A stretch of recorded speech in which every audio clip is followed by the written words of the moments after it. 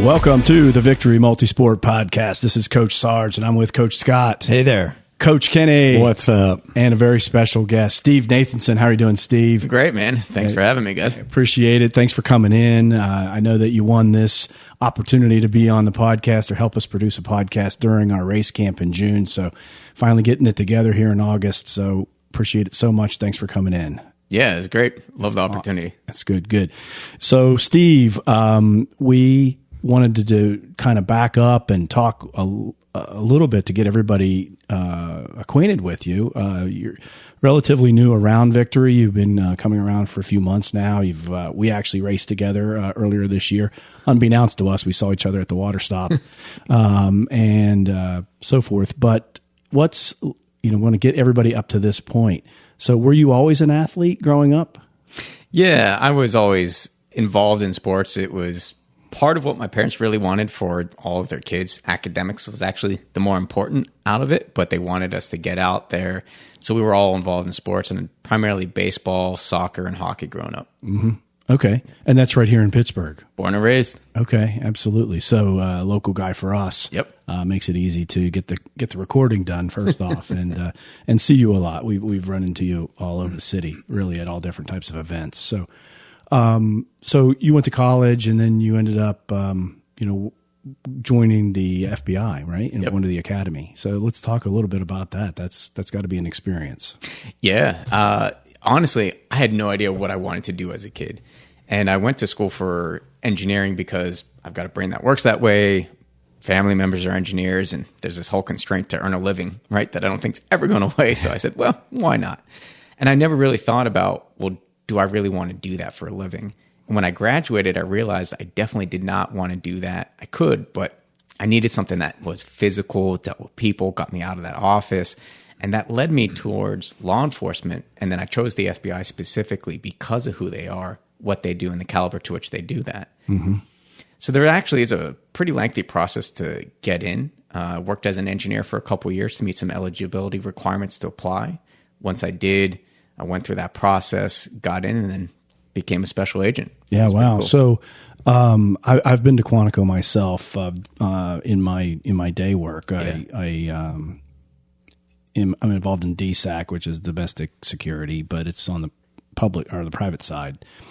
So I've been there. I've not gone through the academy itself as an agent or a special agent candidate. So can you explain the process? How long is it? I know you live in Quantico during that time, so you can train and study and do all the things that's necessary to become an agent.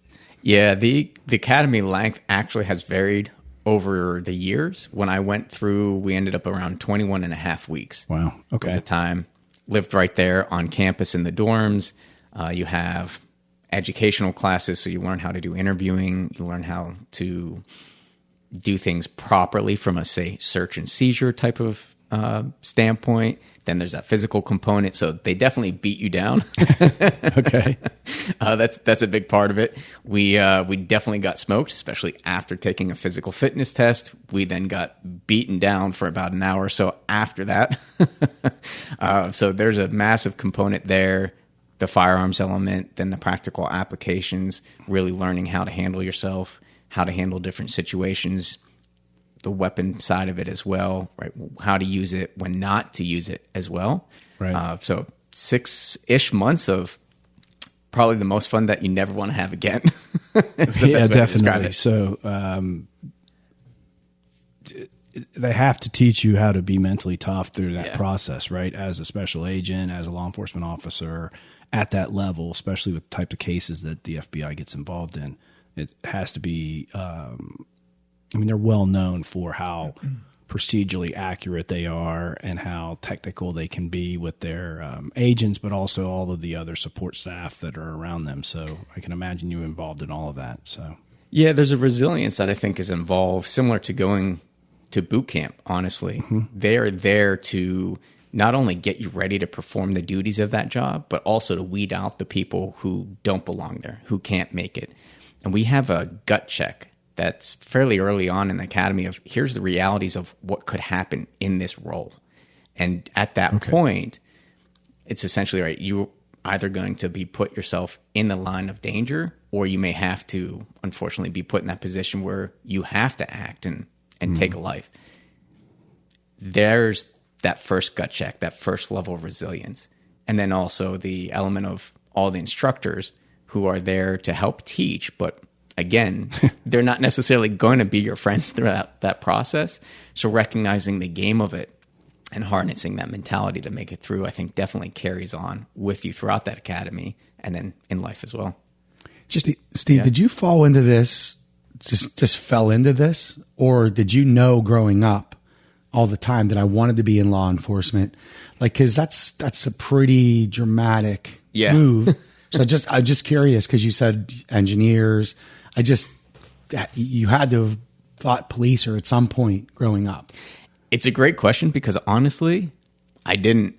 The only thing I can relate it to is I remember when I was probably around 7, I'm sitting in bed thinking, man, there's got to be more to life than just going through like the everyday motion of it. But I never knew what that meant. And when I graduated from college, that was the first time I said, I can't just sit behind a desk. I can't really crunch numbers. What is really going to give me that purpose and that meaning? And that's when I went down that journey of law enforcement is going to be a very good career for me.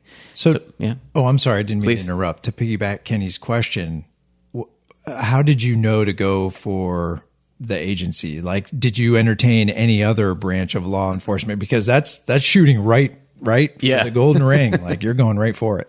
Yeah. Honestly, the way I looked at it this way is I speed. I can't give tickets for speeding. That's hypocritical, right? I jaywalk. I can't do that. So for me, it was kind of a moral ground, maybe, if you describe it that way, of if I'm supposed to enforce the law, I better actually abide by that law. So no, I can't go local because I'm probably not going to stop going a little bit over the speed limit. So why not shoot for the moon? That's good. Excellent. Yeah. So you were not local. You didn't state. You went straight to the academy. Did your requirements and applied. So that's pretty cool. So for those messing around, Podium. So for podium, going back to the getting smoked and the physical training piece of it, because of the podcast and Victory Multisport, right? And for those listeners out there that are Silence of the Lambs, fans, the Yellow Brick Road is a famous run course, right? It's an obstacle trail run course that's on the property there at Quantico. So I'm sure you had some experiences on the Yellow Brick Road, and if you want to tell a couple stories about that. We unfortunately never got to do that. And I think there were so many injuries from people going through that they took that off the docket. Okay. So, you didn't run it personally. It's still there. Didn't run it personally, but maybe we'll put it on the docket. You got to get back. Sarge, maybe you and I go down and we run it. So wait a minute. Like, explain what this is now, because I'm thinking Wizard of Oz, Yellow Brick Road. Well, that's the affectionate, I guess, moniker they've given it. But it's a 10K. I think it's a 6.2 mile long trail that's on the base at Quantico around the academy grounds. And it has obstacles. It's not easy. And in the day, maybe prior to when Steve went, it was a competition in the class, right? So you ran it as a class, and whoever ran it the fastest, got something extra, right? Or just bragging rights amongst the class, right? So maybe that's where the injuries were coming in and type of thing. But it's not easy. It's very difficult. There's water obstacles and ropes and walls and all of the different types of things you can imagine, kind of like a Tough Mudder almost. Yeah, and with that said, they didn't fully take it off the docket because we did point runs still, which while it wasn't on the Yellow Brick Road, you're running and then you're dropping down, you're doing push-ups, you're doing sit-ups, you're wrestling with other people, you're getting in the water, you're crawling through the mud. They still found a way to put us through it. Yeah. Sure. So it's just an interesting test as a young person, right? Yeah. You're recently out of college and you're still trying to find yourself. You think you want to do this job, and then they run you through this meat grinder of the point race or the Yellow Brick Road in that case. And it was highlighted in the Silence of the Lambs film where she was trying to graduate from the academy. And so it became a thing in the movie. If she couldn't do it, she wasn't going to make it. So she had to push herself. And I think that's really the point of bringing it up and having Steve talk about that and that type of thing, because that's what we're all trying to do. All of our listeners, all of our athletes, everybody here at the table, trying to push ourselves, in life and in our endeavors to find those hard places to get to and live through them. So I think that's, why I wanted to bring it up. And I thought it was a pretty cool thing. Did your family and parents, were they a little bit shocked with this move? Or did they expect it coming? That's a good question. They were probably like, okay, go figure it out. We support you. Yeah. Go for it. I do remember calling my dad and talking to him, because unfortunately my mom had passed at that point, and telling him I was going to go on my first arrest. And he's like, don't tell me about it. Call me when you're safe and afterwards. Right. Because of that whole nature of just how so different. So yeah, for him. Yeah. And actually probably to some of the things that you want to kind of bring out. And his great point is there's a lot of perspective that I've taken away from what I did as an agent, going through that academy, actually living as an agent. My first initial thought on a lot of things is there an immediate threat to loss of life? Because if there is, there's something that's going to flip, right? Mm-hmm. We're going to turn that on. We're going to compartmentalize everything. We're going to get that job done. If there isn't, all right, we can back off. We can take some time. We can think through it. And it's something that I bring into racing, or even what I do daily with people, is we may naturally sweat the small stuff. That's okay. We always have that choice, though, to go, you know what? Actually, hold on. I can take a moment. I don't have to make this a fire drill. And I can back off and handle this appropriately. So that's one of the biggest lessons, actually, that I've taken away from that time. That's interesting. Mm-hmm. I mean, you could take that right into a race. Yep. Right into a race, leading up to a race even. People get really sideways and, can't get out of their own way sometimes leading up to a race or getting involved in it. It becomes their, like their do or die moment. And it's really not do or die. It's a voluntary thing. You can just sign up for another one and go to the next one if you have to, if that's necessary, because it's safety, injuries. Heck, I just did it. I deferred out of Placid. I was not ready, and I knew what I was about to get into. I've done it 3 times, but I really didn't want to just go suffer for 15 or 16 hours and still probably bring it in, but not that way. Right. So we took a step back.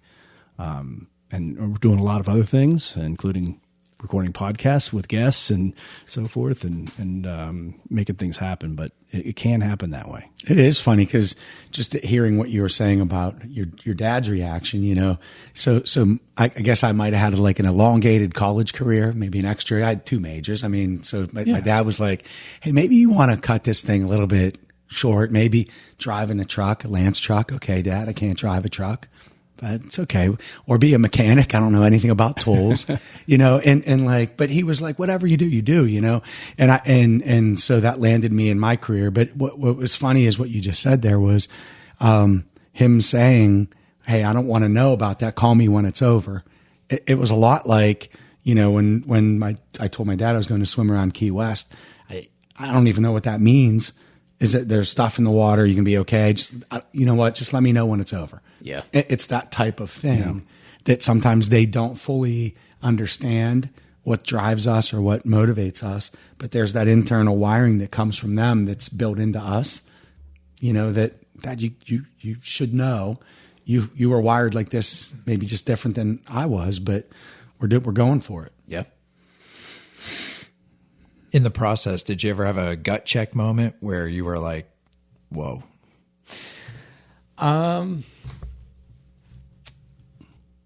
No, actually. I mean, I had to think back through that time, but I think I was so set on this is very much what I want to do that my mentality was like, you can throw whatever you want at me and I will finish it just to spite you. So we're getting this done. And the other part of that too is, so I went in when I was 26.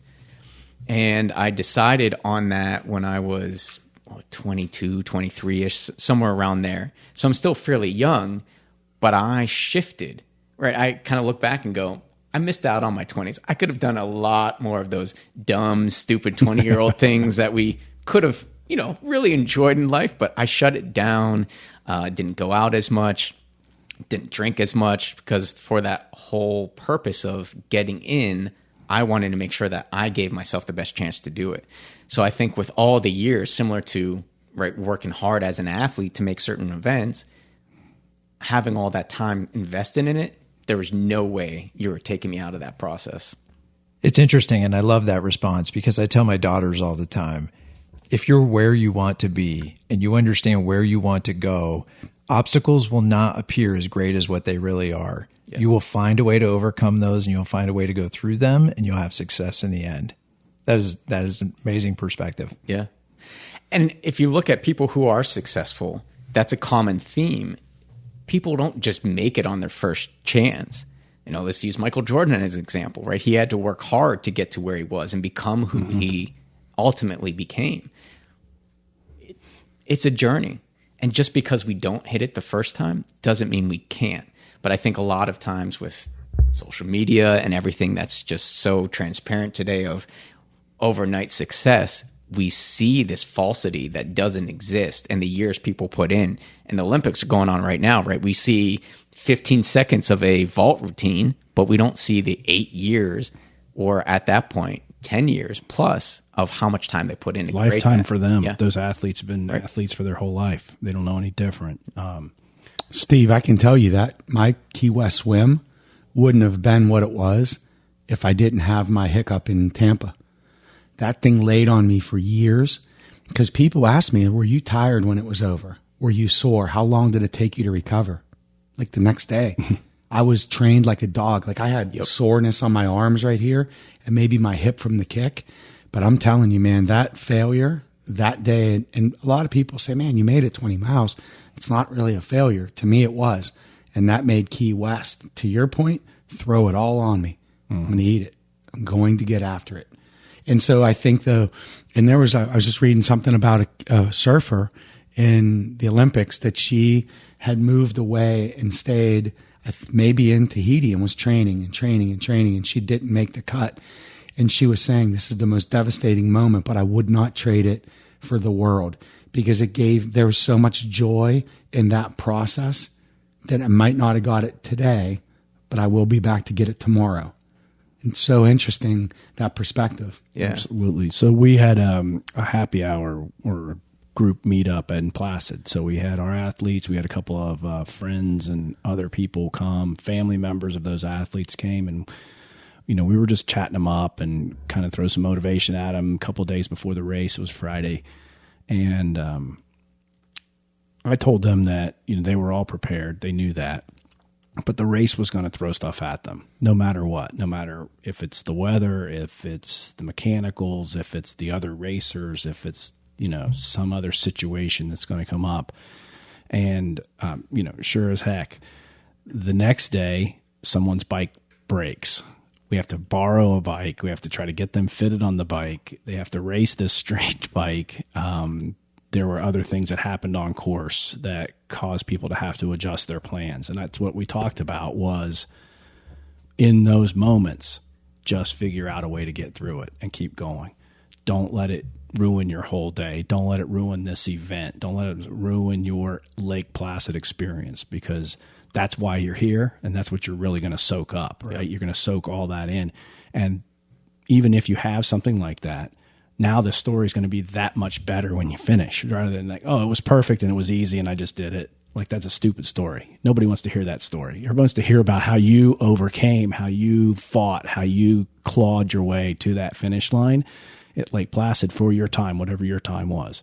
So it's a great moment, great experience. So, Steve, how long did you spend in the agency? A little over 6 years. Okay, great. Yeah. So, and then during that time, you told me at a point that you were on the dive team, right? And so you were in Galveston for a case or looking for somebody or something, and that's just one experience, I'm sure. But how did you get? What does that mean? What are some of the special things that you can tell us about? I was an Olympic diver, actually, just jumping off the 10 meters. That's what I'm saying. Is this a 10-meter dive? No, scuba team. Yeah, the scuba. For a dead team. Body? Like, what are we doing? Yeah, actually. Because I might want to switch careers now. I like that.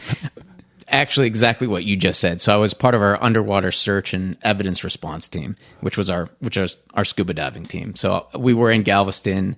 Can't reveal too much about it, but there was a plane crash and we were brought in to help find essentially the black box of that airplane. So that's what we were doing down there in Galveston. And those are the types of missions you would go on then as part of that team. Yeah. Okay. Recovery stuff like that. Unfortunately, to your point, look for bodies as well. Part of, well, I'll back up. There's a lot that I did for the Bureau. Investigated healthcare fraud investigations primarily, did intellectual property crimes, drug investigations, had a hand in gang, counterterrorism, intelligence, and then probably most importantly, child pornography investigations. And probably that's the hardest thing next to one of our dive assignments was to go and search for the body of a baby that was allegedly thrown in the river. And that's probably the toughest thing that I ever had to do. Mm-hmm. Mm. Well, I mean, definitely some moments. I know that just being a scuba diver myself, not a law enforcement evidence collection agent or anything like that, but there are moments in time where you can't see the top and you can't see the bottom and you're in like a bubble and you're not sure where, without your data, your computer and all, your gauge is telling you where you are. That's all you have. And you're in this little ecosphere of your own and you got to figure it out. And I remember my first time we dove, it was in those types of conditions and we were using the anchor line of the dive boat to meet at the bottom. So we weren't all spread out. But there was a point in time where you're holding onto this rope and you can't see the bottom and you can't see the surface and you're just holding onto this imaginary line that disappears in both ways. So I'm sure there were some experiences that way. Unfortunately, all of them are. Because people don't hide things in places that you can see, right? Places they want things to stay hidden. You didn't go to the Bahamas and no, Bermuda, right, where you can see the bottom 35, 40 feet? No, it's funny because I've done a talk on this and I've essentially, I forget the exact language, but it's like we didn't get to go diving in the crystal clear waters of the Caribbean. No, we got to go diving in the deepest, darkest, muckiest places that you never would want to go into. It's kind of like the Seine River right at the Olympics. Oh, there you go. But yeah, no, we couldn't see anything. So you're actually completely at the mercy of everybody else because you can't see your gauges. Your air is fed from the top. So you have tanks on you that you can switch to that are reserves, but it's surface fed air. You've got comms. So they're directing you. They're telling you how deep you are. They're telling you where to go, the direction, and you're at their mercy. So you are essentially blind searching. Wow. And have to trust in your team members. Those amazing stories. Amazing stories. So another special assignment that you were on, you said, and you're wearing the shirt here, and if you're watching on YouTube today, you can see what's going on here. Tell us about when you were working security as part of the agency for Ironman World Championship in Kona.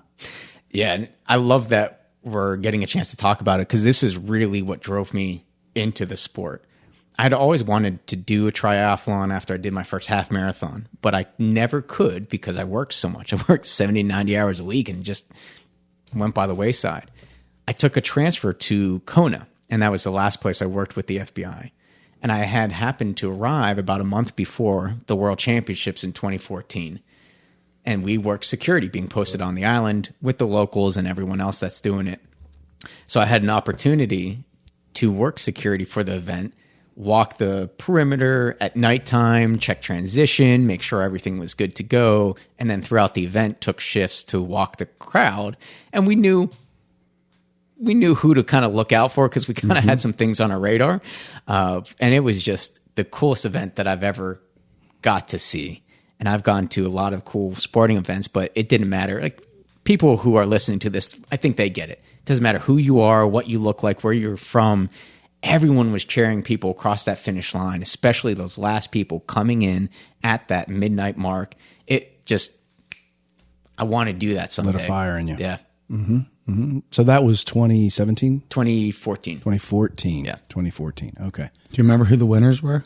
Daniela Reef and I think it was Sebastian Kuhnle. Kienle. Mm-hmm. Yeah. Sorry if I'm butchering that last name. Yeah. That's okay. Daniela and Sebastian. Yeah. Sounds right. So That's pretty cool, man. Did you get the chills and stuff? Like you knew at that point that this was where you were going to be going? Oh, yeah. Yep. I had to overcome an injury, but I said, I'm getting to this at some point. So that was 14. Yep. And then what was your next move? So you said that was your last place in the Bureau. Were you there till 2015, tail end of 2015. And then I left knowing I wanted to get into my own kind of coaching venture, moved back to Pittsburgh because it was familiar. Family and friends were here. And then went through the process to heal up my leg. I think 2017 was really the year I started getting back into racing because I was healthy. Yeah. And that was so when you got back in, what was your first choice? Was it running, try, like where'd you go first? I think running. I think the half marathon in Pittsburgh, and then I did Mighty Moraine Man. I did the spring one, the one in May, like 2 weeks later, I think. That's my first ever try. Yeah. Yeah. And then did it get you right then and there? It was cool. I was like, yeah, this is fun. Well, see, I love watching him race because we've seen him Buffalo Creek. We've seen him Pittsburgh Marathon. You come out of nowhere. It's probably that Bureau in him. Like you don't see him coming. it's like the silent assassin. Yeah. Right? He just, and then it's not only that he comes out of nowhere at the races and then he just shows up at races and you're like a beast when it comes to your race schedule. Overall, but yeah, absolutely. Oh yeah, and you almost look like almost a powdered donut because you're so salty. Yep, it's everywhere. From like Pittsburgh, I mean, legitimately, it was caked on your head. Your whole tri-suit was covered, and you're just like, "Hey, what's up, man?" Steve, you hit me like Kramer, man. You came out of nowhere from Seinfeld. I was like, "Holy hell, there's Steve." Good, that means it's working. Yeah. That's your race strategy, right? Well, honestly, so I visualize this, to be honest. If I am ever going to be at the end of a race and I'm going for a spot, I know exactly how I'm going to handle that if I'm coming from behind. Mm-hmm. To your point, I visualize it so that should I ever need it, I've got that in my back pocket. But yeah, it's a mental edge too. And I know how this is going to sound, but when I'm swimming, even if there's people in the pool that are swimming next to me, it naturally boosts me up because I want to beat them. Oh, we're I racing. want to make them feel it because if I can beat you mentally in a race, then I've already won and I can beat you physically. It's interesting. Well, that's a good spot because I know that mental toughness and the mental aspects of racing, whether it's a running race, triathlon, Ironman, you're well ingrained in this world. From your agency times, sounds like just from the way you're wired, right? And that's fit you as you continue to grow your career. You do this on a professional level now as well. Yep. In your business as you executive coach and some other things in that world. So let's talk about that mental toughness as it relates to our triathletes and our endurance runners, our ultra runners that are athletes of the company, but also listeners that are out there right now. So what from a perspective of a new athlete, because we had a couple of breakthroughs even as easy as yesterday, right, at the Presque Isle Tri, a couple of I don't want to say first timers, but very new triathletes really breaking through some glass ceilings that they had on themselves. I can't swim. I don't know how to do this. I don't think I can make that. But they kept doing their training, and both of them commented on their posts and in the chats that we had after the race that it was because of the coaching that they were getting. So if you could speak about that, Steve, about how you see it from a newbie perspective. Yeah, absolutely. I think one of the biggest things that we do in general as people is compare ourselves to others. Oh, look at them. They're so fast. They've got it all together. They're confident. They never think this. And in reality, we all do. So from a new athlete perspective, one of the things that I love to throw out there is just giving ourselves permission to be human, who we are. And that means that we're all going to have that quote unquote negative, or I like to call them non-serving thoughts. They're going to come up. The difference is how we handle them that I think makes or breaks us.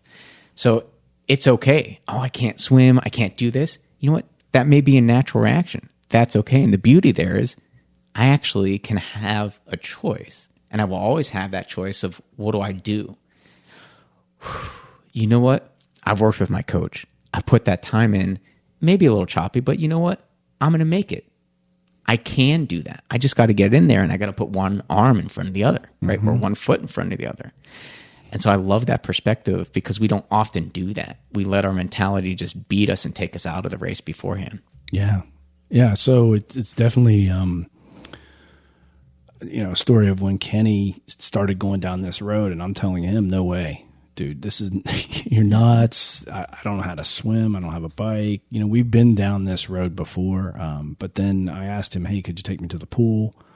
And I said, I'm terrible, but I think I could figure this out if I keep after it. So I think that is very important to understand that human nature is going to be that negative. Like when, you call your significant other, or they text them and they don't text you right back. Well, they got to be in a ditch, something, they've been kidnapped automatically, right? And it's just the human nature. The brain just automatically fills in the space with this negativity sometimes. So, Coach, you were the one that brought Jeremy in, right, from yesterday that broke through on his first triathlon, I think. So. Yeah, he did fantastic. Yeah. And you're right. The anxieties were there. I think with him in particular was the swim.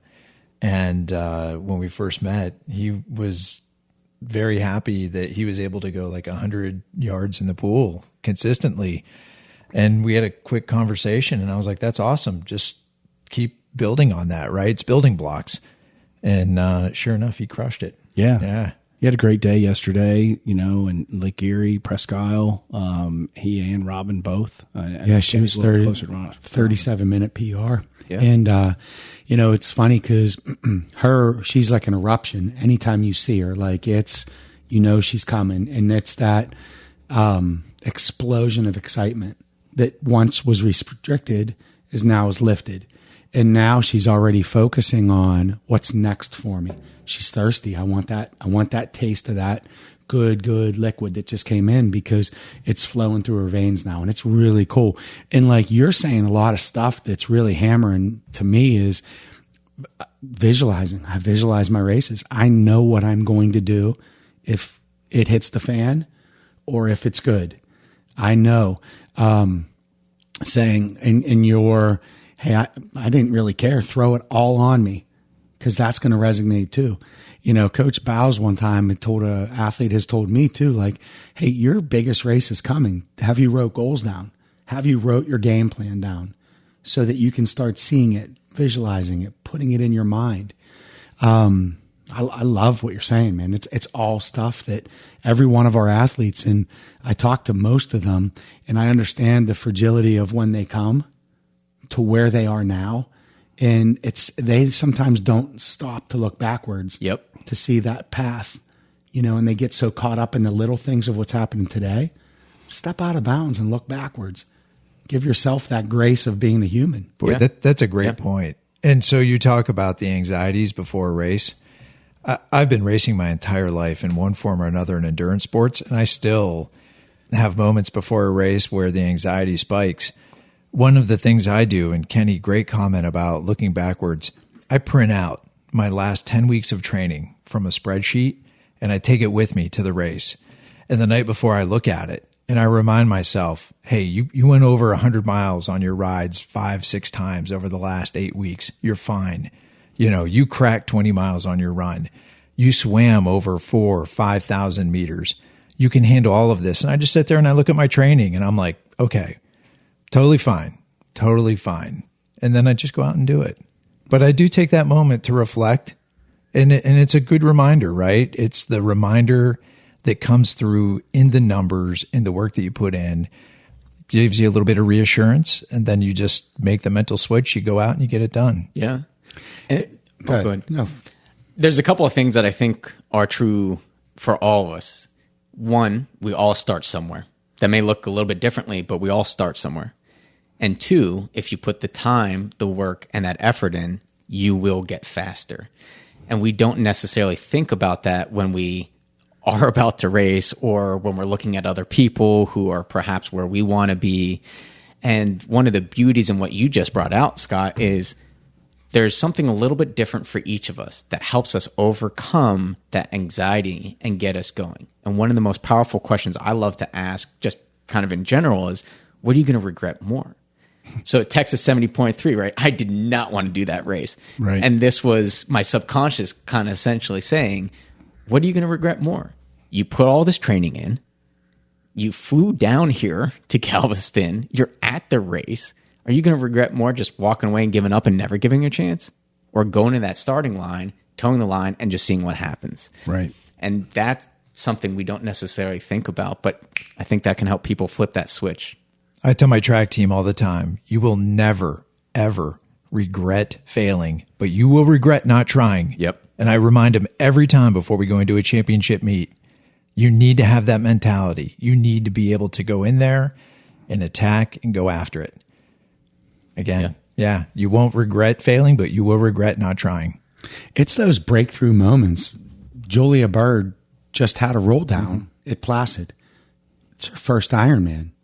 She barely could ride a bike, couldn't get an arrow, wanted to quit Victory because I gave her an 8-mile run. She stayed with it. And all I told her was, you're going to regret it. Just go run today. Run without your watch on. And she never has looked back. Mike Tanza was probably not going to do Ohio, but he had that really good weekend of training you were saying. And there he was. My weekend for Key West was, I came off of, I think it was Mighty Moraine. I believe it was Mighty Moraine. And I'm like, oh man, I'm giving up Saturday and Sunday of long swims. I think I swam a mile each day, messing around after everybody was tearing down. And I'm like, oh man, I don't know how I'm going to do it. I came back Monday and swam 9 miles. I swam my normal week. I swam 9 miles on Saturday. And I felt like, all right, I'm ready now. It's those moments, but it's that cost of, there's a price for it. But what are you willing to do to get it? Yeah. And there's an underlying theme here too that I think is very important, is we're not alone in this. And so that's one thing that I hope people take away from the conversation, because it's incredibly powerful when you realize I'm not the only person that struggles with this. And there's a way to overcome that. And I can see that in people that I think don't struggle with that. They're just, they're better at masking it. Yeah. For the public or for their friends or their family. There's no doubt. I mean, you even look at the Olympics are going on now, and, you know, Simone Biles is back in the gymnastics, but she had some mental blocks. She had some self-doubt that really got her a few years ago that caused her to pull out and, you know, not even compete for a while. And being her age, and as long as she's been in that business, people are like, is she coming back? Well, she just pretty much got some gold medals hanging around her neck from this week, right? And she's contributing to the team and so forth. So it happens at all levels. And you would think that, oh, elite athlete, Olympian, multiple gold medals, it can't happen. It can happen, right? Whether it's self-doubt, whether it's just the pressure, the environment, the press, you know, in those worlds of the press, you know, Victory World's a little bit of press, but, you know, getting a newsletter might make somebody a little bit anxious, but I'm just kidding. So it does happen to all people. Steve, what do you do before a race? Yeah. Or leading up to it. I like to control what I can control so that when something out of my control happens, it's easier to deal with. So I have my routine. I don't like to go in the day before a race. Usually I like a cushion there. I'll have everything packed and ready to go as soon as I get there. And I have the whole day just kind of relax. So I'll check my bike in as early as possible. It's the greatest strategy. Yeah. You know, I've had people like, why are you going that early? Get rid of it. Why not? Get it done. Go sit up. Get your legs to just chill out. And then make my nutrition 24 hours in advance, just so it doesn't spoil. And then chill out. I'll usually watch a couple movies, kind of relax, spend as much time in my recovery boots as possible. And race morning, I actually don't listen to music. I've done it now and again, but I like to wake up a couple hours early, get the system going, get my nutrition in, be awake and alert, know that everything's packed. I'll probably run down my OCD mental checklist a couple times just to make sure my bags are ready to go. Get to transition, and then that energy just lifts me up. And actually, at Texas 70.3 with everything that was going on in life. Like I said, I did not want to be at that race. I didn't want to do it. I was convinced I wasn't doing it until 6 a.m. And what got me to go was my bags are already packed. Why not take them down in transition? Should you feel like you're going to do it instead of just grabbing your bike? Because subconsciously I knew I was going to do that race. And I got there, sure enough, that flip switch, because I was there. The energy just music's lifted on, me up. The music's on. To see all the other Steve athletes. had a couple dance moves. Yeah, right. You see all the other people that are dealing with the same thing you are while you're in line at the Porta-John, right? You know, and you're just like, okay, I'm in it. I'm in it with these people. I'm in it. I don't know their names. I don't know anything about them other than we're all here. Yeah. Right. And I'm doing this thing. Let's light this candle. And one thing maybe a little bit more kind of to your question, Scott, is I actually don't necessarily run through the race or the plan at that point, because I've already done that so much that I know it, and nothing I'm going to do in that hour or so leading up to it is going to change it. So I like to kind of table that and just be there, enjoy it, and get the stress off me. It's great. It's great. So, Steve, you talked a little bit, or you mentioned, and I picked up on it. So, on the mental toughness piece, you talked about compartmentalizing the situation, right? If you're in a tough situation. So we're past that now. Everybody's racing. Everybody got in the water. Everybody's hit the starting line. The gun's gone off. Yep. But now we're facing adversity. We're facing GI issues. We're facing nutrition issues, water bottles that fell off my bike. I don't have my gas, flat tires, whatever. Wetsuit came unzipped in the water, goggles filled up. All these things can happen, right? So talk about that compartmentalization technique, because I feel I use that as well from the Marine Corps, very much so, teaching us how to compartmentalize those things so we're not overstressed and we're, focusing on task at hand, progressions, good, better, best options, and just moving through things. So talk about that. Yeah, it's a great question, because it gets back to one of our earlier points of giving ourselves permission to be human, because we can think of this as, oh, that doesn't happen, or we immediately flip that switch. I think the difference is it's going to come up. If you're racing, like Ironman Florida, there was 400 or 500 people who didn't finish the swim. Oh, I was there. It's brutal. Dude, we've raced a couple races together who just didn't know each other. We were coaching that day. We were on the turn where they were tearing chips off people's legs. Oh, wow. Okay. Steve, I hide. I was in the bureau. I like him. Yeah. I thought I recognized you. I didn't know. He wasn't in the bureau. He was OGA. A different bureau. Yeah. OGA. Don't worry, Scott. I've got his file, so we're good. I know. Hey, you're lucky I made it in last night. There's a file. There's a file for sure on him. You're lucky I made. Yeah, I'm one of the. What did Cromer used to call it? Cromer. Oh, Cromer. He used to call it friend of the program. Yeah. Kenny's a friend of the program. That's funny. For only break in case of emergency, break glass for Kenny. Listen, you're lucky I made it in today. I had Mike and Tony's last night. I had the Helen Mac sandwich. It was a double cheeseburger, bacon, gyro meat. Justin poured it on, extra crispy wings. So hit your Mike and Tony's. I'm all right. My voice is a little bit messed up. Say's still sleeping in. She had the Helen Mac too. So we love them. Yeah. So that swim, right? It took a ton of people out. And then it was freezing on the bike, which you wouldn't think for Florida. So naturally, man, I am so effing cold, right? I was not in a good headspace. The difference to your question is when that comes up, what's your game plan? And if you know ahead of time how you're going to deal with that, how you're going to create that compartmentalization, then it's a lot easier to do it. So one, hey, it came up. That's natural. I'm freezing. Yeah, I'm going to think I'm cold and I want to quit. That's absolutely fine. The difference is going to be I'm going to embrace that I had that thought. Hey, thank you. You're trying to protect me. I always have that choice, though. I came here for a reason. I want to do this race. I know that this is temporary. It's going to warm up, and I'm going to get through that. Let me put that out, because if I don't, I'm going to be miserable.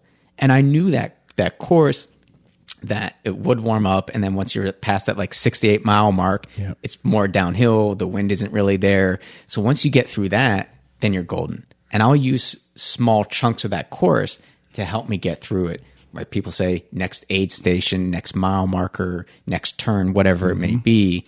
If you bring it into something that's small and manageable, then all we have to do is take tiny steps and we will get there, versus I'm 13 miles in the bike, I'm freezing, and I still have 99 to go. Like, I can't do that. It's easier to... That's right. Right, getting trapped in that mindset. So twist. That's my just process. A little twist. I think it's I love the compartmentalization and breaking the bigger tasks down into smaller tasks and stepping through them in the right progression. I think that's awesome. I do that on hill climbs on the bike. It's telephone pole to telephone pole or mailbox to mailbox, whatever the nature's providing me to go after. Next thing you know, you're cresting it, you're down the other side, and you're on to the next thing. So that morning of, man, I remember walking in Bobby, Bobby D, and then Chris Collin, and the wind. Like I have videos of it still. I had sweats on, I had a sweatshirt, and it was cold that morning. It was cold. Yes, sir. You could see the flags moving. We had the victory flag up there, was whipping around. Oh yeah, absolutely. Yeah, and then even at night, like it was cold at night too. It was morning, afternoon got warmer. Nighttime, it just dropped again. It was insane. And the saddest part was just the pow of timing chips. Of all those people that came here with that mentality of, I'm going to be an Ironman. Yeah. And that something was happening out on the cross when you turned across that boardwalk out there that just held them up, man. It was like a treadmill. Yeah, I remember looking at my time when I got out of the water. I'm like, all right, we're off plan, and that's okay. And see, that's another thing. Like we have athletes, Steve, so much that are like, damn it, I want a 14-hour and under or else, or I want 13 and under or else. But what you just said, okay, so are you going to or else it when 400 people just got pulled out of that water and your normal time would have been a 105 and now you're a 140? Thank God you're not in that POW. That's right. Re-rack your goals. Like that's why we say on the first one, yeah, let's have your A goal. And then let's have a secondary goal, because now all of a sudden, if you would have raced on the bike mad, now you're not eating, you're not paying attention, you're throwing it off, then your run's going to suffer. Yeah. Yeah. I always look at it this way. If I can put 100% down of what I'm capable on this day, I'm always going to be happy, and I'll never have regrets. You know, to come back to the adverse conditions too, it is important that when athletes are training, that if you are having a bad session, or if it is unexpectedly warm or unexpectedly cold, or there's a pebble in your shoe or whatever it is, deal with it. Because if you can deal with it in training, you'll deal with it in racing. It just gives you that mental cushion of, I've been here, I've done this, it's okay. Brings your heart rate down, you relax, and then you're right. You just go on to whatever the next goal is. Yeah, there's a great difference between I'm physically unable to complete this workout or keep up this pace in this workout versus the mentality side of it. So I love that example, because you're right. If we practice the adversity, and that's actually one of the reasons why if something's not perfect in training, I deal with it so that I can deal with it on race day. And there's very few times now that, because I've grown into this as an athlete. This is definitely not where I was in 2017, but I've grown as an athlete in terms of consistency, the mentality that I have, making it through the workouts. Even if I'm not feeling it, one, I'm trained to the point where I can still go out and rip it on a tired day. And I have to give myself due and credit for that, of like, look how strong you've become. And that's something I remind myself is I am capable because I can do it. I see it. Don't take myself out of it mentally. If now, on the other hand, like unfortunately I had to do a couple weeks ago, I had a long run. I love the challenge of these kind of runs, by the way. It was kind of an ease into it, and then you had 2 miles at marathon pace, an easy mile, 2 miles at half marathon pace, an easy mile, and then rip it at 10K. I had messed up my nutrition just from the week. I wasn't fueled right. So coming into that 10K, like I physically felt weak. My body's tingling. To me, those are physical signs. You know what? This is not the right time to push it. Taper that interval. Just get into the cool down and extend it a little bit. But that's different than the mentality of, oh, this is too hard, or I can't do it, or the pebble's not right. Right? So that's an important difference. Am I physically not capable of doing it because my body really is pushed too far? Or is it mental and I'm not pushing it enough? Yeah, great distinction. Great distinction. Because I've had to do that. I had to do it yesterday. I had different time segments that I wanted to hit on long ride. I got towards the end and I was wiped, and I'm like, okay, that comes off the table now. But what I am going to do is learn how to complete this, and I'm going to hit that goal, because that was my first goal, right? Is finish the ride. Yeah. And once I did that, then I went back and looked, and you know what? The metrics weren't as bad as I thought. And we've preached all the time, and we talk to the athletes all the time. It's a very comes back to the same thing. If it's a dull pain or a soreness, too bad, keep going. If it's a sharp pain, it's probably an injury. Yeah, like pull it up. Yeah, pull it up. So being able to read the room correctly, read the tea leaves correctly on the whole thing. Yeah, on what's really happening, and don't let the mental. I always talk about with athletes, the body's going to reject the activity. So your left foot's going to hurt, and then if you ignore that long enough, it's going to ache. It's not a sharp pain. It's not an injury.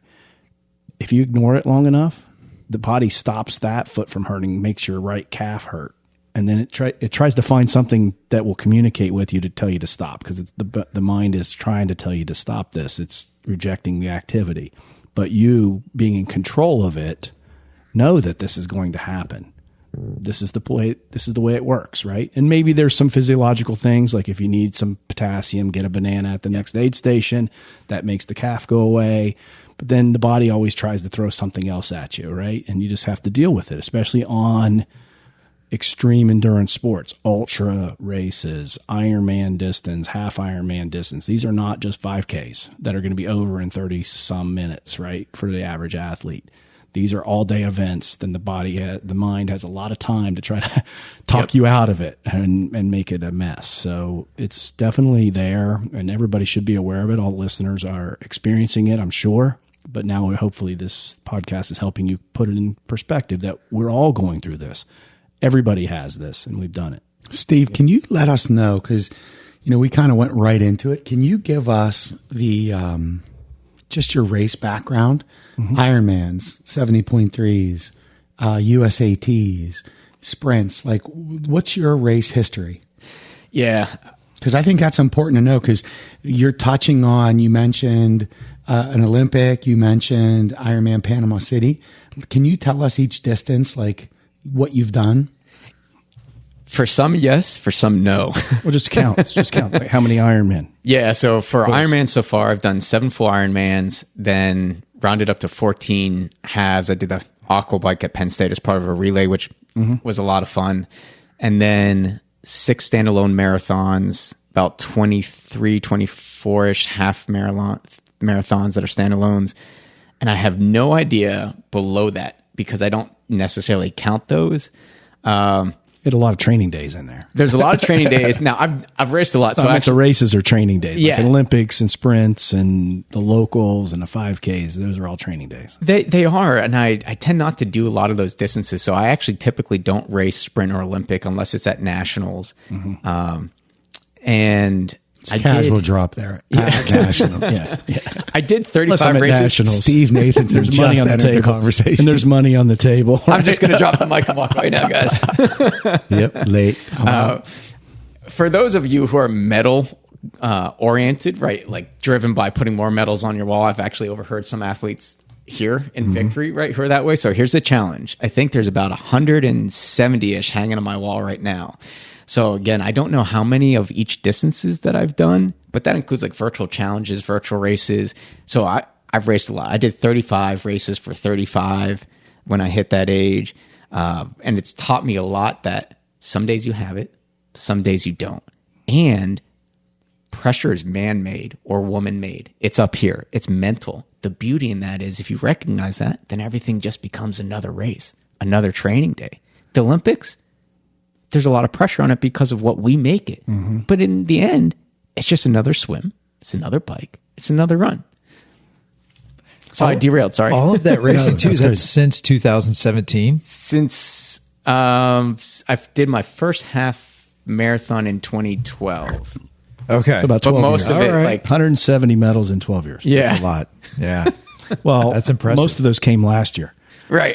Because he's stacked, right? So what do you have on the docket now for the next 12 months? For the next 12 months, I've got Louisville 70.3 coming up. Yep. Then I've got both races at Nationals.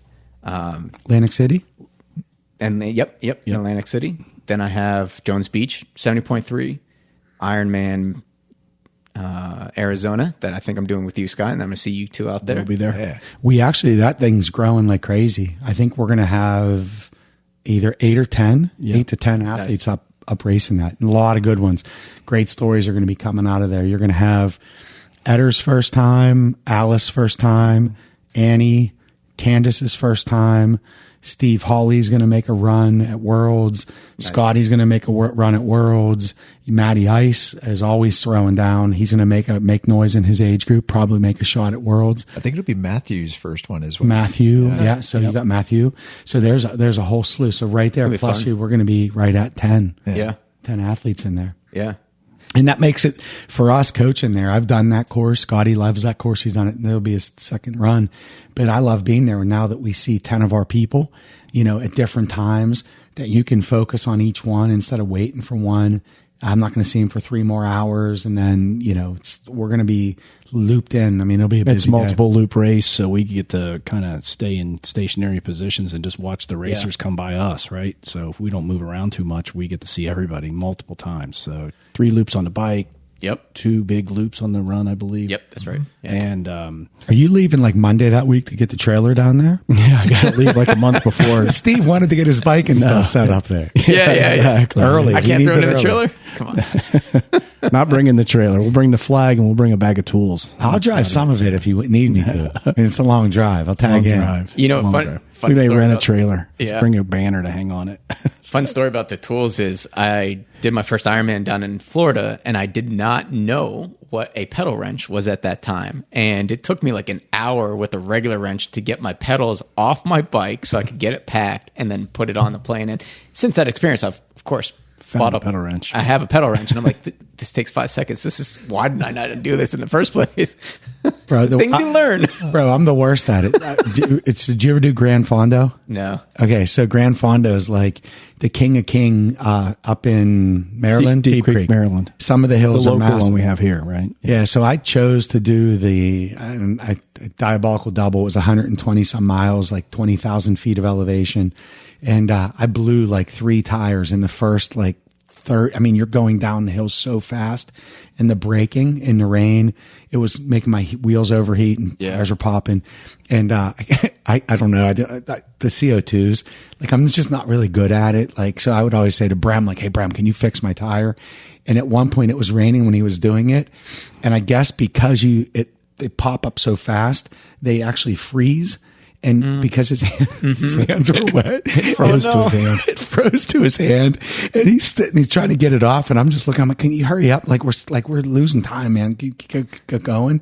And it was like froze, like frostbite to his hands. Like it's like the kid that stuck his tongue to the pole, in the winter. Pro tip, take your busted tube, wrap it around your CO2 cartridge, and then protect yourself from frozen CO2 hand.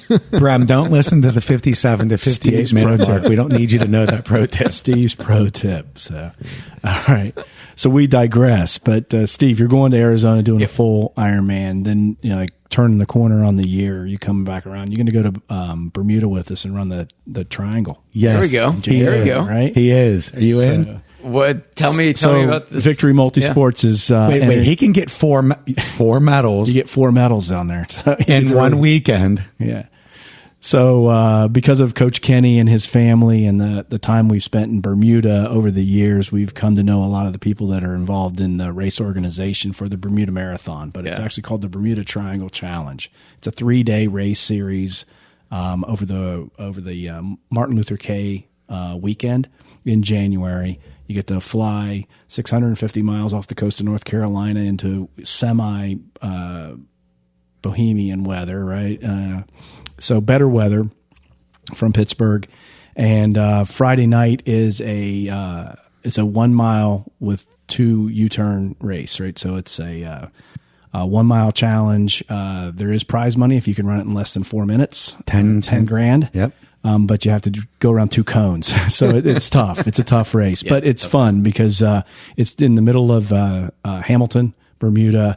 It's on Front Street at the harbor, and it's just a great time. It's evening, lights are on, music's playing, and it's a great time. So when he says cone, Steve, it's around the bird cage where the police officers stand on the roundabout. So you got to navigate it, and then you're running up. So it's under the lights, gombe dancers, music. Yeah. It's fantastic. So cool. Friday night, 1 mile, Saturday, a 5K or 10K, and Sunday, a full or half marathon. Nice. So 3 days of racing. And then we stay another day, decompress, usually go out on a boat, tour the island, do some sightseeing, and tell the stories of what happened the last 3 days with each other, and have a good time. So that's January. I don't know if that's on your list, but maybe it is now. It's working its way there. It might be. With a Victory discount code for the race registration, maybe a discount on the hotel. We'll make it happen for you. Well, the interesting thing is I believe in looking back. Like you brought this point out, Kenny, earlier about actively reflecting, because we don't do that a lot. And especially in multisport, it's not like I'm going and I'm seeing myself lifting 5 more pounds every single week in the gym. If we're doing a lot of zone 2, we may not necessarily see me drop from, say, a 9-minute mile to an 8:55 to an 8:50 unless we go back and say, man, look at where I was 6 months ago. Mm-hmm. Now look at where I'm at. So one of the things I believe in is also doing that for us as athletes and say, what am I doing that's standing in my own way of my goals? And actually, to your question, I've done that for next year. This year, I went from a 70.3 to a full marathon, and then to essentially sprint distance races. And I've raced a lot.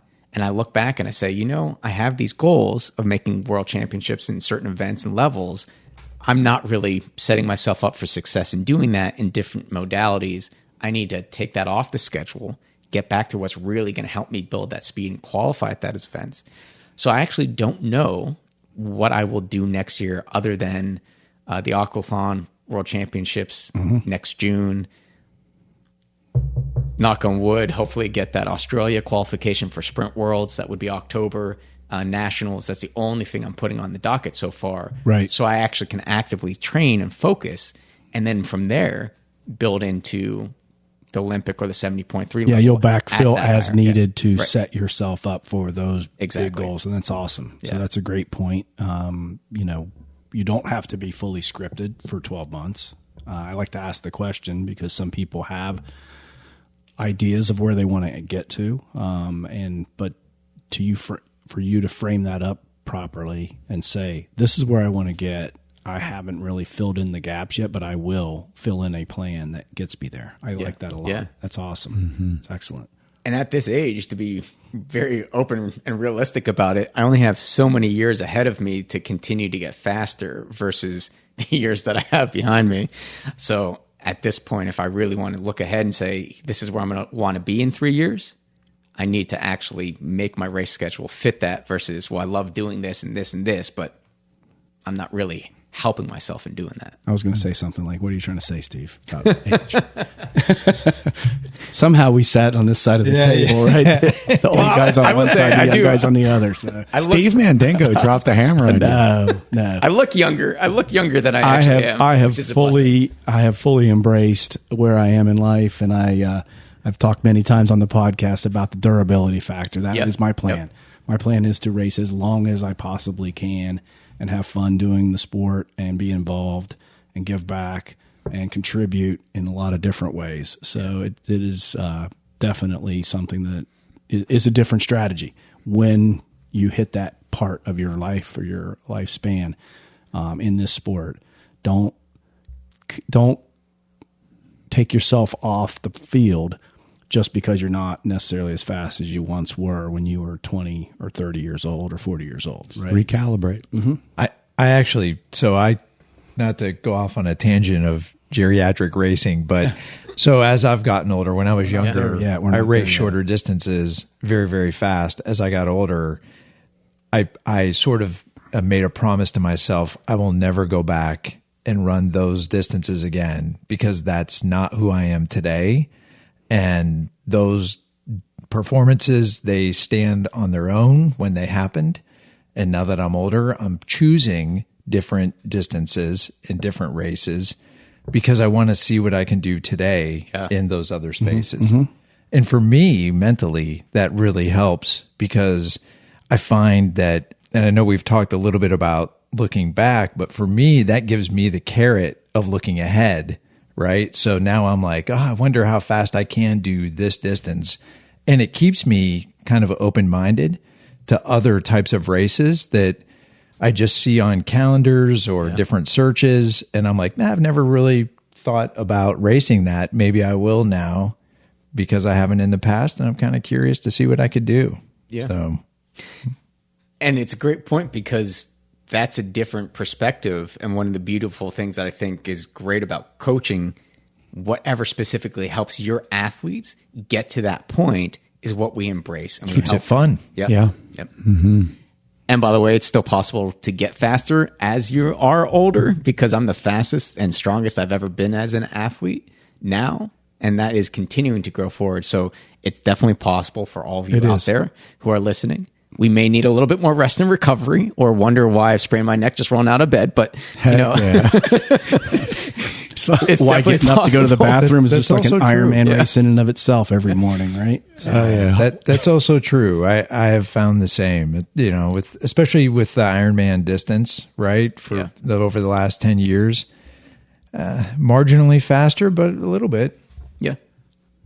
We were in Placid and Hog asked Sarge if he played football in the leather helmet days with no face mask. Remember? Yeah, we haven't heard from Hog since, right? He's in Dunkirk somewhere. Leave him alone. You know, you may appreciate this. You remember those like old school scuba diving helmets? Oh, he does. Yeah. Oh, I dove in those. Did you? Yeah. Right. Yeah. With the air supply. Yep. You're down there like sponge diving or something, right? Steve, SpongeBob, when we first started, we thought like this was 2011 or whatever. We're training in my basement, and I would have like 4 or 5 guys come ride. We had, you know, carpet fluid trainers. Yeah. So much sweat. We had to tear my carpet up. I didn't think it through, you know, and he's like, I'm going to do the hypoxic training. And he brings out one of those old school gas masks with the things on the front. There's still a picture of you with that thing. Well, we'll put it in the YouTube. Maybe everybody can see it. It's riding the bike with the gas mask on. We didn't know what we didn't know, but we loved it. It worked. Yeah. It worked. I got faster that year. You did. Just because of the gas mask. Just to be clear, that's it. Yeah. So that was not why he did it. Just to clarify, that was not the reason. It was not the hypoxic. It was the smell. There was Steve, there was a lot of gas going on. There was a lot of gas in that basement with 4 or 5 people on fluid trainers. Right. I think we had to put a baby pool under Coach Scott because he sweat so much. Oh, yeah. It was ugly. Yeah. We had to ask Joe Fischetti not to come back after his bomb he left one day. Yeah. So, you know, actually, one last quick point kind of on the mentality side of it to what you're bringing out is we're all a little bit different in terms of how our bodies react during the race. And that's okay. I think embracing us, embracing who we are kind of unabashedly, if you will, is a big part of that. We mentioned GI distress. I'm always in GI distress in my race. I'm in it right now. Yeah. I mean, after that, Mike and Tony's, in the description of it, I'm not surprised. Josh, man, I love you. Give me a Helen back today. But if we embrace who we are, the quote unquote, the good, the bad, you know, the ugly part of it, it makes life so much easier. It makes the racing so much easier. And we're all going through it too. And everyone's going to understand that. You know, unfortunately, because of my GI distress, I'll end up burping a lot in my races. And I don't necessarily feel like I want to do that right next to somebody, but I also know they understand. I'm like, man, they know. Oh, yeah. Right. Yeah, they do. And it's okay, right? Who we are is okay. Absolutely. Great point. That's a great point, Steve. And so thanks for being on the podcast. Thanks for walking through some of the components of how you see the mental toughness and how you see beginners and long-term athletes deal with these types of issues, that the mental game is as much, if not more, than the physical game. The training can be reflective of your race will be reflective of your training, not just in the physical space, but how you deal with problems and challenges along those training days, and don't give up and fix the tire and finish the ride, or, you know, stop and get the pebble out of your shoe and move on. So those were all fantastic points really appreciate you sharing your history and how you've come through and your service to the country as part of the Federal Bureau of Investigation and all those types of things. So it's been a very interesting podcast. We appreciate you so much, and thanks for doing it. Yeah, my pleasure. Thanks for having me. It's great. So as we mentioned on the podcast, we've got some really signature events coming up. First and foremost, later this year, we'll be in Ironman Arizona as a team. The Ruck. 10 people racing that. We've got coaches on staff. We are supporting and sponsoring the Ruck Cancer event on August 24th for Coach Hayden and his efforts to raise money for childhood cancer in support of Live's Promise, his nonprofit organization. So we'll be at North Park in Pittsburgh supporting that race, racing it ourselves, doing a 5 or 10 mile ruck with weight on our back, or however you'd like to come and walk. Please participate. Check it out. It's on our website. It's on the newsletter as well. We're definitely going to go to Bermuda and be part of the Bermuda Triangle Challenge in January. So more information coming out on that. Big group in Rehoboth. We'll have Rehoboth Beach. We'll be at Buffalo Creek. We've got Mighty Moraine coming up here in August. And, we even have a growing contingent of athletes going to Ironman 70.3 North Carolina as well. So we've got a lot going on with Victory. We appreciate you listening and tuning in. Like, share, follow us on Instagram, on YouTube, or wherever you get your podcast. You've been listening to the Victory Multisport Podcast. We'll talk to everybody very soon.